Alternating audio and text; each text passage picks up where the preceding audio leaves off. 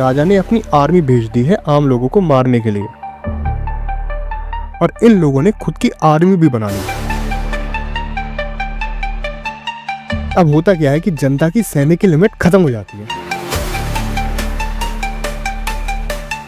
और 7,000 लोग town hall के सामने इकट्ठे हो गए। बेचारे राजा को सबके सामने जान से मार दिया जाता है, जिसे फ्रेंच रेवोल्यूशन कहा जाता है।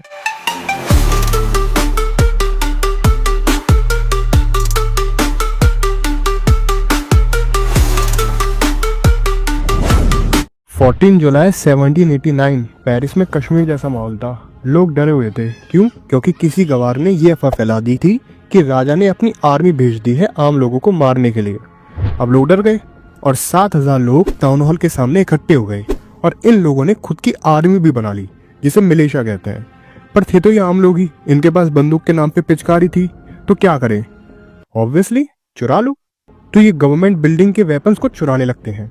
अब होता क्या है, इन सबसे भी इनको चैन नहीं मिलता, तो ये बेस्टाइल जेल पे अटैक कर देते हैं। बास्टील।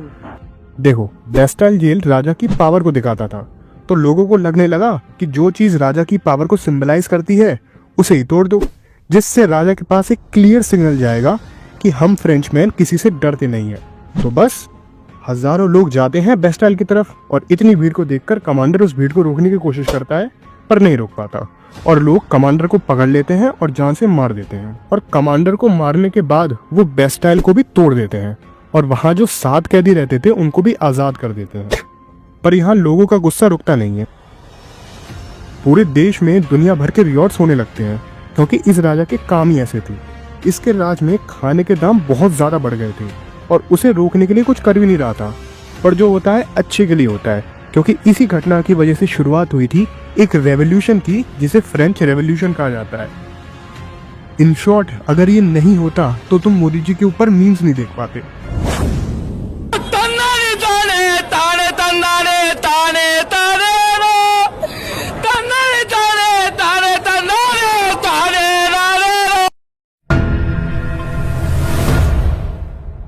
बात है 1774 की।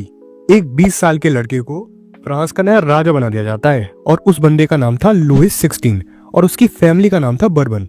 हाँ, वही बिस्किट जो ओरियो के बाद बेस्ट है। सफेद कपड़ा। ओ ऑब्वियसली उस फैमिली का नाम था बर्बन, जैसे हमारे यहाँ शर्मा वगैरह होता है। अब इन भैया जी की शादी भी हो जाती है एक ऑस्ट्रियन प्रिंसेस से, जिनका नाम था मैरी एंटोनेट। क्या हो गया तुम्हें? क्यों नहीं बोल रहे हो? कुछ तो बोलो। पर हमारे प्यारे हीरो जब राजा बनते हैं तो इन्हें पता पड़ता है कि इनके देश में तो पैसे बचे ही नहीं है। अब ये जानो कि वो सारे पैसे गए कहाँ। पहला, वॉर्स। फ्रांस ने दुनिया भर की वॉर्स लड़ी और उसमें बहुत सारे पैसे फूंक दिए। दूसरा, वर्सेल्स हाउस। तीसरा, लुइस 16 ने अमेरिका की मदद की थी ब्रिटिश के खिलाफ। क्यों? क्योंकि ब्रिटिश इनके दुश्मन थे। इस चक्कर में इन्हें 1 बिलियन लीवर का नुकसान हो गया। देखो, लीवर फ्रांस की पहले की करेंसी थी, जैसे हमारे यहाँ की रुपी है, तो उस टाइम पे फ्रांस की करेंसी थी लीवर। अब इन सब के चक्कर में इनके पास आ गया उधार, पूरे 2 बिलियन लीवर्स का। और लैंडर्स ने, जो राजा को पैसा देते थे, उन्होंने 10% इंटरेस्ट रेट लगाना शुरू कर दिया अपने लोन की अमाउंट पर। अब फ्रांस को अपनी आर्मी, राज दरबार, यूनिवर्सिटीज चलाने के लिए भी पैसे चाहिए थे, तो क्या करें? टैक्स बढ़ाओ।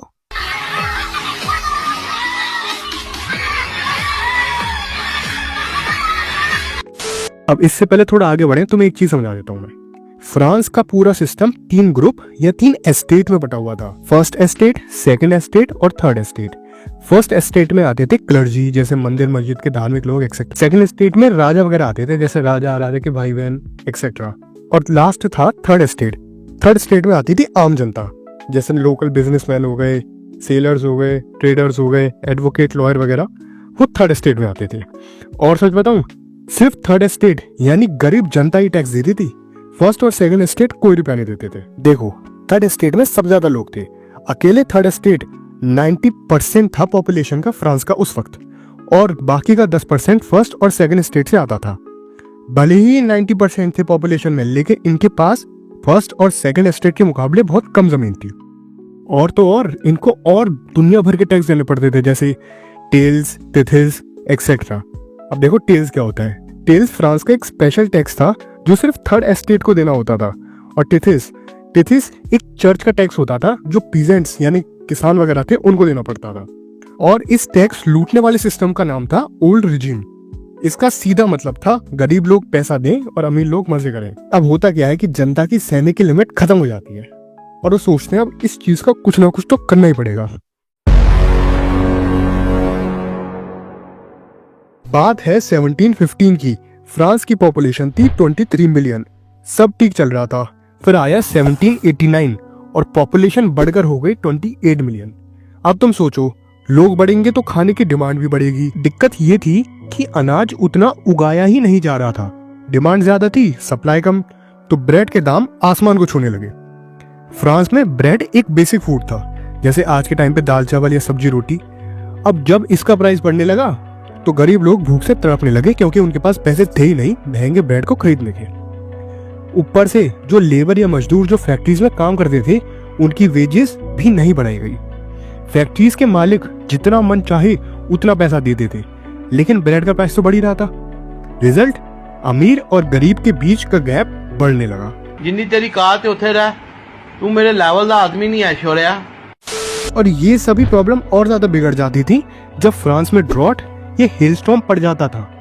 खेती बर्बाद हो जाती थी और लोगों के पास खाने तक के पैसे नहीं बचते थे।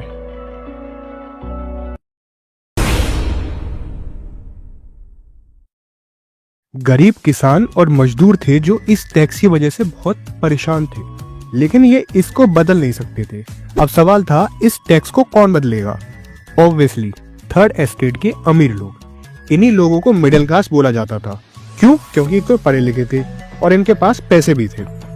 18th सेंचुरी में नए सोशल ग्रुप्स बनाए गए जो बिजनेस और ओवरसीज ट्रेड से पैसे कमाकर अमीर हो गए। ये लोग सिर्फ दुकानदार या मैन्युफैक्चरर्स नहीं थे, इनमें लॉयर्स और गवर्नमेंट ऑफिशियल्स भी शामिल थे। ये एजुकेशन वाले लोग थे जो ये मानते थे कि जन्म से कोई सुपीरियर नहीं होता, टैलेंट और मेहनत से ही इंसान का दर्जा तय होता है। खाओ माँ कसम। अब लोग इस सिस्टम से बहुत परेशान थे, तो लोगों ने इस सिस्टम को बदलने के बारे में सोचा। इस सिस्टम को बदलने में 3 लोगों का सबसे ज्यादा कंट्रीब्यूशन था, रेंचो, राजू और फरहान। नहीं, ये नहीं, एक सेकंड रुको।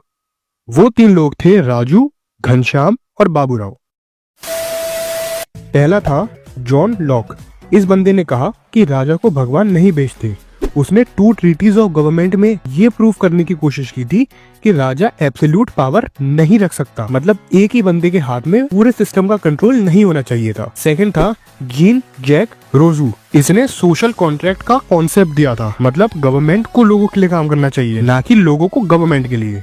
तीसरा था मॉन्टेस्क्यू। इस बंदे ने बोला था कि एक ही आदमी के पास पूरी पावर नहीं होनी चाहिए, तो उसने पावर को 3 पार्ट्स में डिवाइड कर दिया, लेजिस्लेटिव, एग्जीक्यूटिव और जुडिशरी।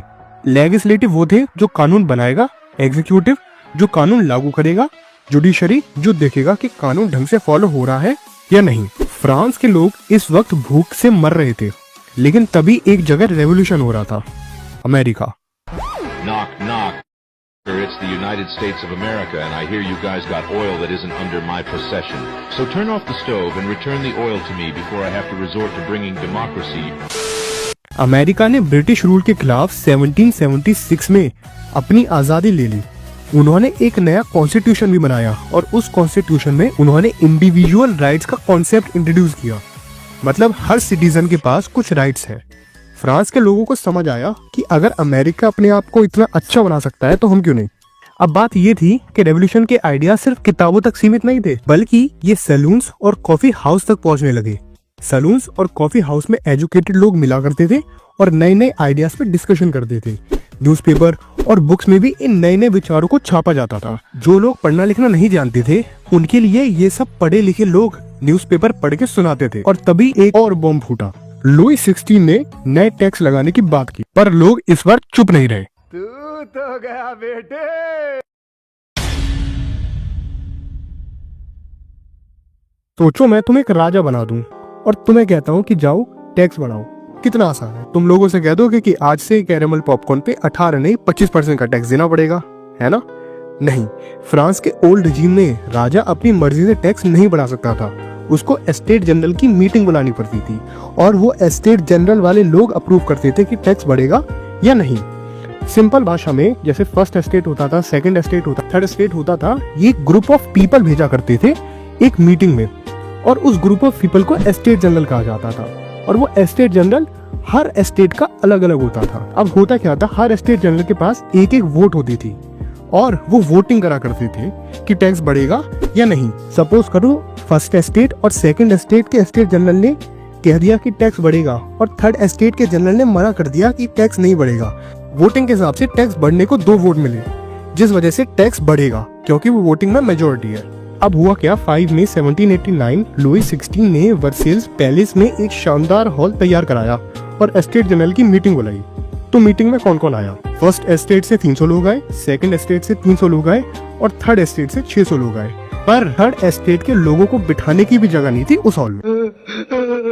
अब जब टैक्स बढ़ने वाला था तो उससे पहले वोटिंग सिस्टम हुआ कि टैक्स बढ़ना चाहिए या नहीं, और अब वोटिंग शुरू हुई।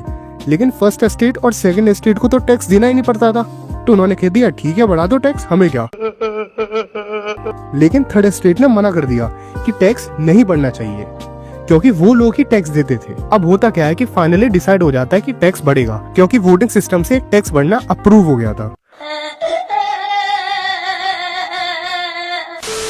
तो बस थर्ड एस्टेट वाले कहते हैं कि हर आदमी को एक वोट देना चाहिए बजाय एक एस्टेट को वोट देने से, क्योंकि थर्ड एस्टेट वाले मेजोरिटी में थे ना, 90% थे पॉपुलेशन की। पर राजा मना कर देता है इन सबसे, कहता है कि हर एस्टेट को एक ही वोट मिलेगा। तो बस लोग गुस्सा हो जाते हैं और थर्ड एस्टेट के लोग प्रोटेस्ट करके बाहर निकल गए। 20 जून 1789 थर्ड एस्टेट के लोग वर्साइल्स के अंदर एक टेनिस कोर्ट में इकट्ठे हुए और ये कह दिया कि आज से हम एक नए फ्रांस का ऐलान करते हैं। हम तब तक नहीं हटेंगे जब तक एक नया संविधान नहीं बन जाता या एक नया कॉन्स्टिट्यूशन नहीं बन जाता। और उन लोगों ने अपने आप को नेशनल असेंबली घोषित कर दिया और यहाँ से फ्रांस के नए दौर की शुरुआत हुई। अब मिलते हैं इस नेशनल असेंबली के लीडर से। मतलब कौन था नेशनल असेंबली का लीडर?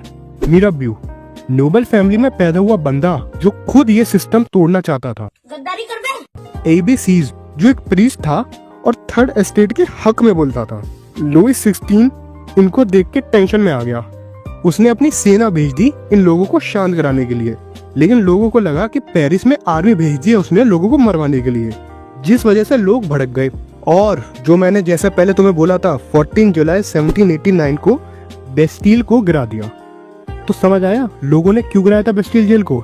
अब लुई 16 शॉक में आ गया और उसके पास और कोई ऑप्शन नहीं था सिवाय नेशनल असेंबली को मानने के। तो 4 अगस्त 1789 को फ्यूडल सिस्टम खत्म कर दिया जाता है। अब फ्यूडल सिस्टम क्या था? वही एस्टेट वाला सिस्टम। और साथ ही साथ चर्च का टैक्स टेथेस खत्म कर दिया जाता है। जमींदारों के खास अधिकार उनसे ले लिए जाते हैं और चर्च की जमीन भी सरकार अपने हाथ में ले लेती है।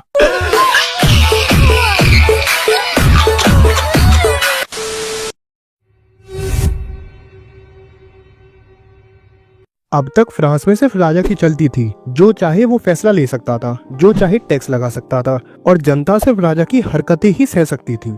लेकिन 1791 में संविधान यानी कॉन्स्टिट्यूशन बनाया गया जो इसको बदलने वाला था। तुम्हें कुछ वर्ड्स के मतलब बता देता हूँ, फिर हम आगे बढ़ेंगे। पहला, कॉन्स्टिट्यूशनल मोनार्की। ये एक ऐसा सिस्टम है जिसमें राजा तो होगा पर उसके पास अनलिमिटेड पावर नहीं होंगी। थोड़ी सी पावर इन 3 इंडिपेंडेंट इंस्टीट्यूट के पास भी होगी।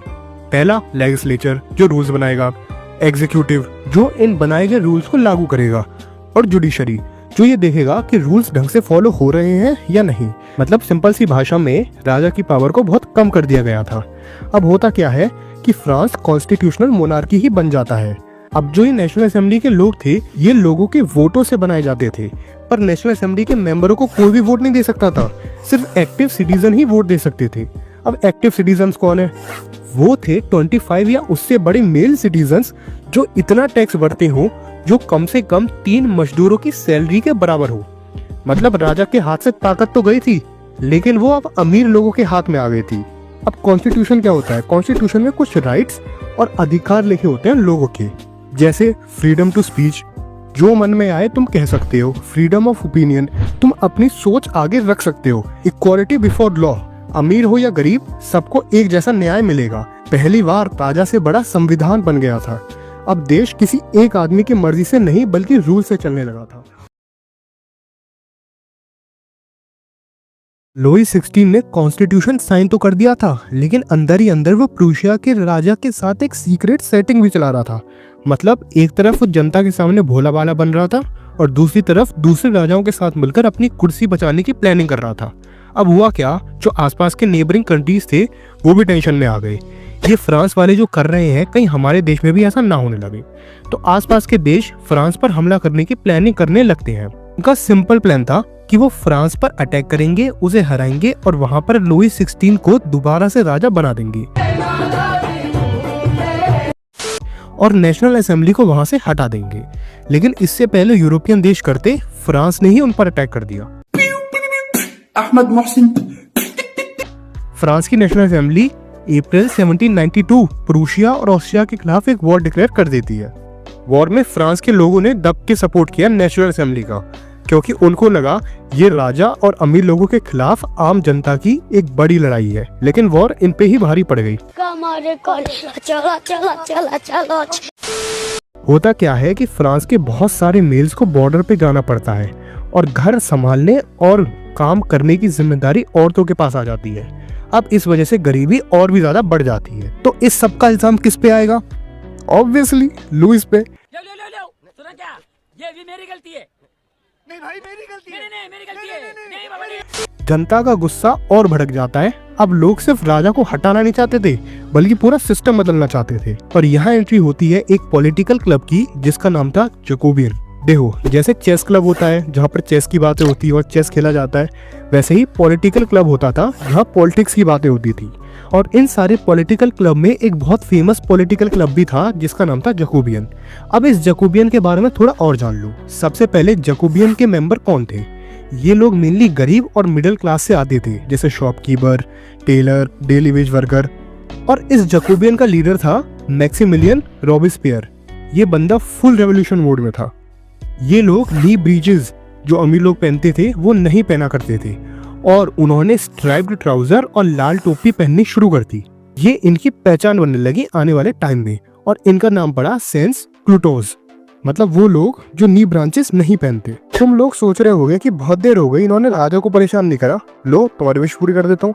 वॉर की वजह से ब्रेड के प्राइस बढ़ने लगे, तो क्या करें? चलो राजा के पास।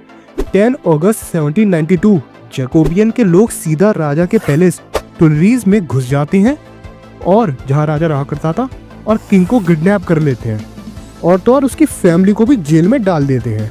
फिर नए इलेक्शंस हुए। सारे 21+ ईयर्स के आदमी को वोट देने का अधिकार मिल जाता है। पहले सिर्फ अमीर आदमी ही वोट दे सकते थे, तुम्हें याद होगा। अब 21 सितंबर 1792 फ्रांस ऑफिशियली एक रिपब्लिक बन जाता है। रिपब्लिक एक ऐसी गवर्नमेंट होती है जिसमें लोग अपनी मर्जी से लीडर चुन सकते हैं और उस गवर्नमेंट में कोई राजा नहीं होता। अब होता क्या है कि राजा ने जो प्रूशिया से सेटिंग करने की बात करी थी उसके प्रूफ्स लोगों को मिल जाते हैं और 21 जनवरी 1793 लुई 16 को देश का गद्दार डिक्लेयर कर दिया जाता है और बेचारे राजा को सबके सामने जान से मार दिया जाता है।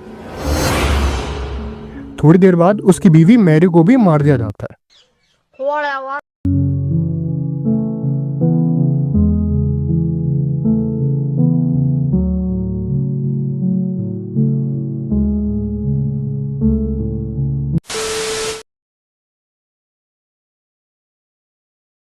फ्रांस में अब राजा नहीं था तो रूल्स कौन बनाएगा?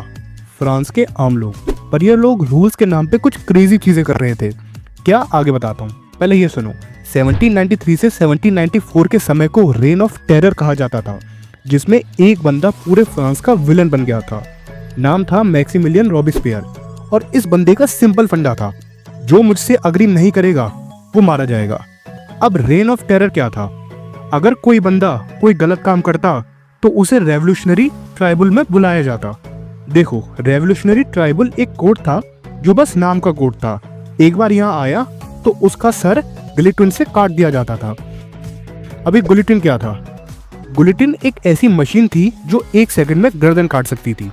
अब बात करते हैं इस मशीन में कौन कौन मारा गया। कुछ एक्स नोबल्स और क्लर्जी से आने वाले लोग, क्योंकि ये ओल्ड सिस्टम के पार्ट थे।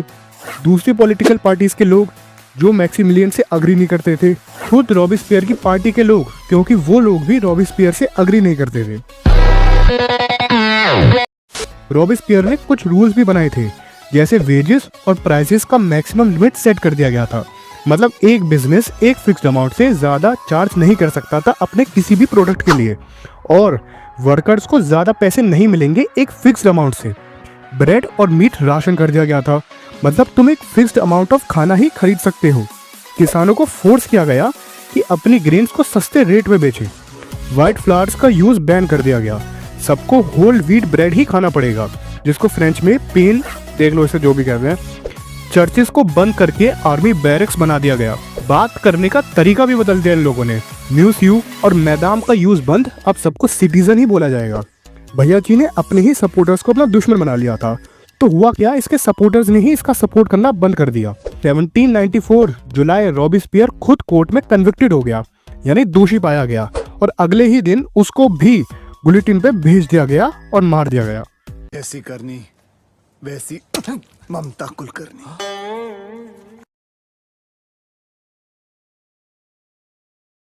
रॉबिस्पियर तो गया, लेकिन कहानी अभी बाकी थी। जैकोबिन गवर्नमेंट के गिरने के बाद फ्रांस में नए लोग पावर में आने लगे। वो थे वेल्दी मिडिल क्लास, और इन्होंने नया कॉन्स्टिट्यूशन भी इंट्रोड्यूस कर दिया, पर एक ट्विस्ट के साथ।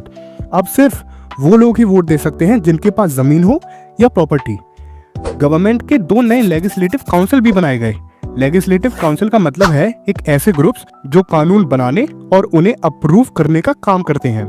और एक नया एग्जीक्यूटिव सिस्टम भी इंट्रोड्यूस करा गया, जिसमें 5 लोग डिसीजन लेंगे। एग्जीक्यूटिव सिस्टम वो सिस्टम होता है जो लॉज ये लोग बनाते हैं उनको कैसे एग्जीक्यूट करना है या फिर कैसे लोगों तक पहुंचाना है। मतलब ये लोग डिक्टेटरशिप से डर गए थे, इसलिए एक बंदे के हाथ में पावर ना देकर 5 लोगों का सिस्टम लाया गया। डरने से क्या फायदा है, एक दिन किसी को सबको मरना है। पर यहाँ भी गड़बड़ हो गई। ये 5 डायरेक्टर्स और लेजिस्लेटिव काउंसिल्स हर वक्त एक दूसरे से लड़ते रहते थे। एक ने ऑर्डर पास कर दिया, दूसरे ने उसे हटा दिया।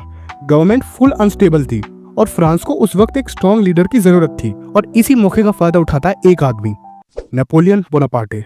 I can't believe my ears. You all stand before me waving a piece of paper, crying abdicate, abdicate. I will not! I will not! Not! Not! I am Samson Francis!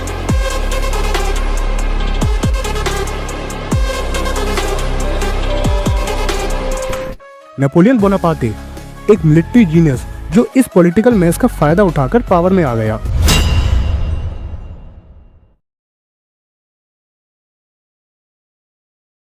France में Louis 16 के बाद सबसे कम इज्जत वहां की औरतों को मिला करती थी। फ्रांस की महिलाएं सिर्फ देखने नहीं बल्कि रेवोल्यूशन का हिस्सा बनने आई थी, और उन्होंने भी वही डिमांड रखी जो उस टाइम के मेल्स को मिलती थी। Women. लेकिन पहले ये समझो कि उस समय फ्रांस में औरतों की क्या हालत थी। ज्यादातर औरतें ये काम करती थी, कपड़े सिलना यानी सीमस्ट्रेस, कपड़े धोना यानी लॉन्ड्रेस, सब्जी, फूल और फ्रूट्स बेचना, और अमीर लोगों के यहाँ काम करना। एजुकेशन बस अमीर लोगों की बेटियों को मिलती थी।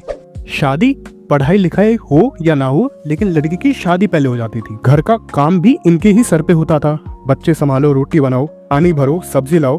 पर अब ये सब बदलने वाला था। औरतों ने भी अपनी आवाज उठानी शुरू कर दी, अपने पॉलिटिकल क्लब और न्यूज़पेपर खोल दिए।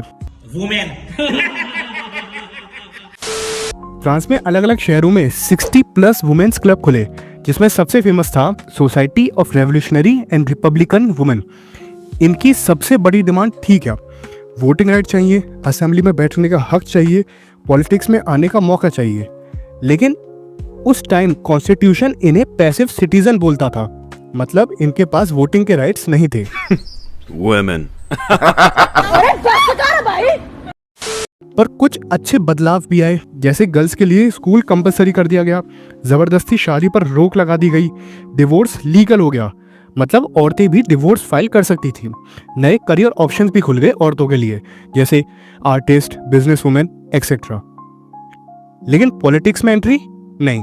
1793 से 1794 के रेन ऑफ टेरर में महिलाओं के पॉलिटिकल क्लब्स को बंद कर दिया गया। जो औरतें ज्यादा बोल रही थीं उन्हें जेल या गुलिटिन में भेज दिया गया। लेकिन उन्होंने हार नहीं मानी, वुमेन वोट्स के लिए 200 साल तक लड़ती रहीं, और आखिरकार 1946 में फ्रांस की वुमेन को वोटिंग राइट मिल गए।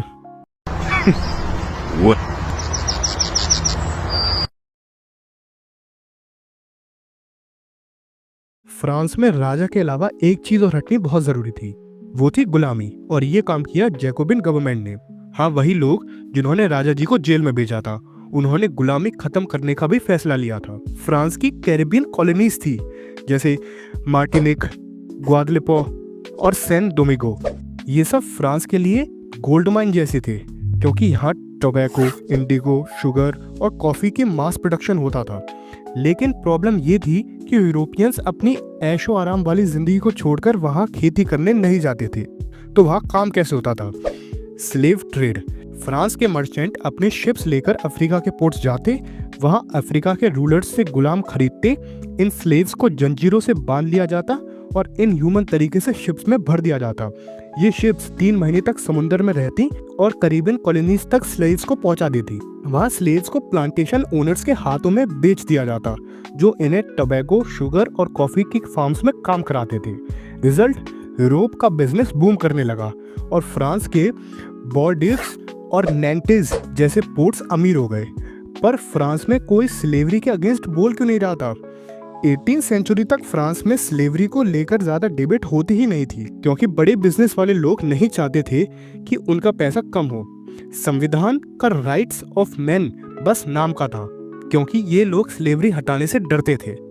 लेकिन 1794 कन्वेंशन ने ऑफिशियली स्लेवरी को हटा दिया गया।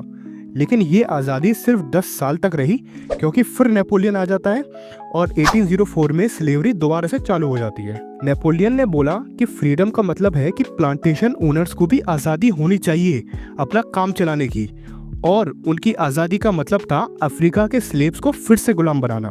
फाइनली 1848 में फ्रांस ने स्लेवरी को हमेशा के लिए खत्म कर दिया। 1789 के बाद फ्रांस में लोगों की लाइफस्टाइल पूरी तरीके से बदल जाती है।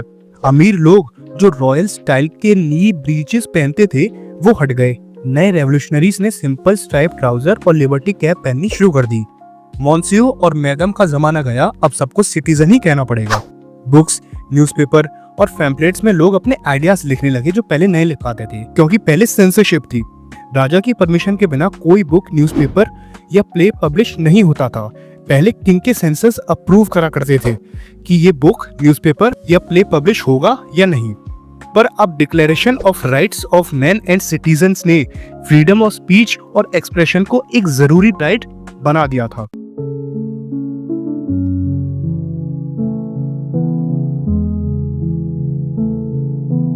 फ्रांस के हर कोने में नए नए न्यूज़पेपर, पैम्पलेट्स और इलस्ट्रेटेड पोस्टर्स दिखने लगे। पॉलिटिक्स सिर्फ गवर्नमेंट तक नहीं रही, बल्कि हर आम आदमी के बीच आ गई। 1804 में नेपोलियन बोनापार्टे ने खुद को फ्रांस का एम्परर डिक्लेयर कर दिया। नेपोलियन सिर्फ फ्रांस का राजा बनने नहीं आया था, उसका सपना था पूरा यूरोप को कॉन्कर करना। उसने नेबरिंग कंट्रीज ऑफ फ्रांस को जीतना शुरू कर दिया, पुराने राजाओं को जान से मार दिया और नए किंगडम्स बनाए, जहां पर वो अपनी फैमिली मेंबर्स को राजा बनाया करता था। पर सारे लोग नेपोलियन को एक इन्वेडर नहीं मानते थे। कुछ लोगों के लिए वो एक मॉडर्नाइजर था, क्योंकि उसने नए लॉज बनाए थे जो काफी यूजफुल थे, जैसे प्राइवेट प्रॉपर्टी की सिक्योरिटी। लोगों की जमीन उनसे जबरदस्ती अब लोग नहीं छीन सकते थे। एक डेसिमल सिस्टम, यानी एक uniform system of weight and measurement, मतलब हर जगह एक यूनिट ही फॉलो होगी। लेकिन धीरे धीरे नेपोलियन की आर्मी को लोग लिबरेटर नहीं, इन्वेडर देखने लगे। एक टाइम आया जब लोग उसके रूल से थक गए और 1815 में वाटरलू की बैटल में नेपोलियन को हरा दिया गया। भले ही नेपोलियन हार गया, पर जो चीजें फ्रेंच रेवोल्यूशन से आई थी वो हमेशा के लिए दुनिया में बदलाव ला चुकी थी। जैसे इंडिया में टीपू सुल्तान और राजा राम मोहन रॉय ने फ्रांस के आइडियाज को इंडिया में स्प्रेड करना शुरू किया था।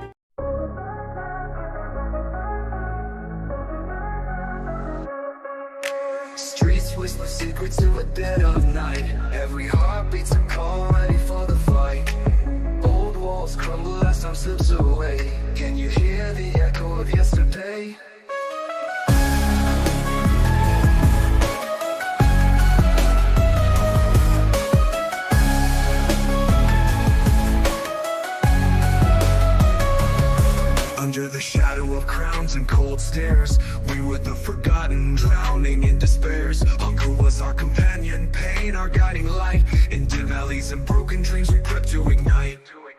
No more whispers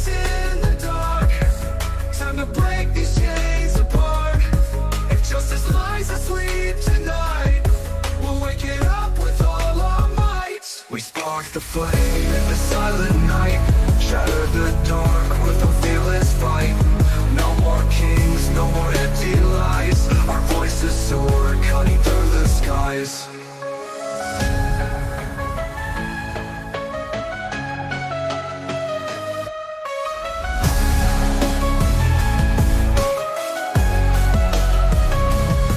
They build high walls, thought we just obey.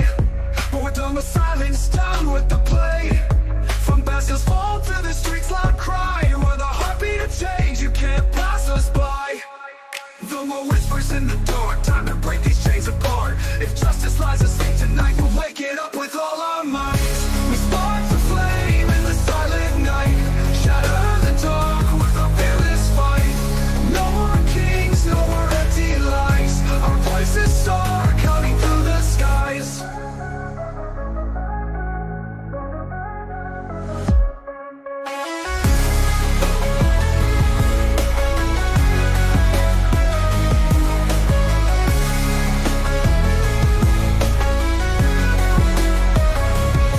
They build high walls, thought we just obey. But we're done with silence, done with the play. From Bastion's fall to the streets loud cry. We're the heartbeat of change, you can't pass us by. Versailles shone while our bellies ached. Empty promises, hearts left forsaked. Every tear shot fuels a raging fire. Now's the moment, rise up, claim what's ours. We spark the flame in the silent night. Shatter the dark with a fearless fight. No more kings, no more empty lies. Our voices soar, cutting through the skies.